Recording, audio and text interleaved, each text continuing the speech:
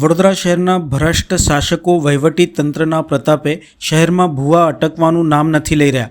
રસ્તાની બિસ્માર અવસ્થા, દૂષિત પાણીથી લોકોને સમસ્યાઓ જેવા વિવિધ પ્રશ્નોથી પ્રજા બેચારી ત્રાહિમામ પોકારી ઉઠી છે.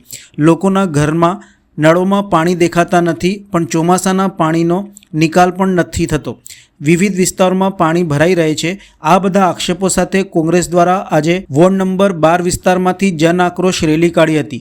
અકોટામાં ભૂવા બાદ વધુ એક ભૂવો મુજમોડા અટલાદરા વિસ્તારમાં પડતા આ બે ભૂવા વચ્ચેના માર્ગ ઉપર કોંગ્રેસ દ્વારા રેલી કાઢવામાં આવી હતી.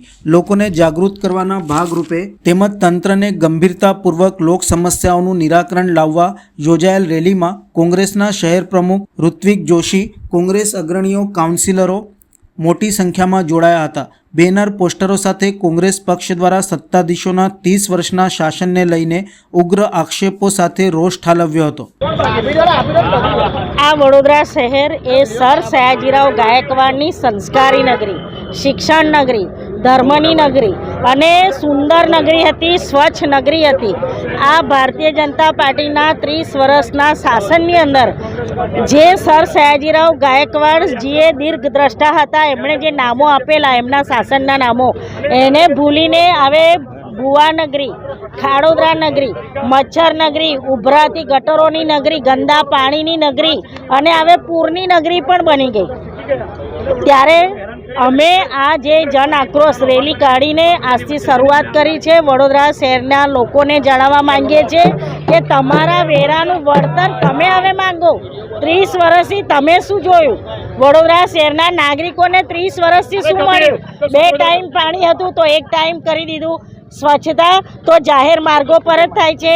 આંતરિક સ્વચ્છતા બંધ કરી દીધી. સ્વચ્છતાના નામે ટેક્સ ઉઘરાવવાના ચાલુ કરી દીધા.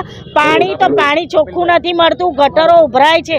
તો વડોદરા શહેરના નાગરિકોને અમે અપીલ કરીએ છીએ અને આ વખતે વડોદરા શહેરના નાગરિકો એમના વેરાનું વળતર માંગવાના છે અને ચોક્કસ પરિવર્તનનો માહોલ આજે ફૂંકાઈ ચૂકે છે. વોર્ડ નંબર 12માંથી શરૂઆત કરી છે. ભૂવા રોડ આ નામ પડી ગયું. એટલા મોટા ભૂવા પડ્યા. અમારા રાકેશભાઈ છે, અમારા ચિરાગભાઈ છે, રોજે રોજ એ આને ઉજાગર કરે છે. ત્યારે વડોદરા શહેરની જનતા આ વિશે જાગૃત બને અને આગામી ઇલેક્શનમાં આનો જવાબ આપે એવી હું અપેક્ષા રાખું છું.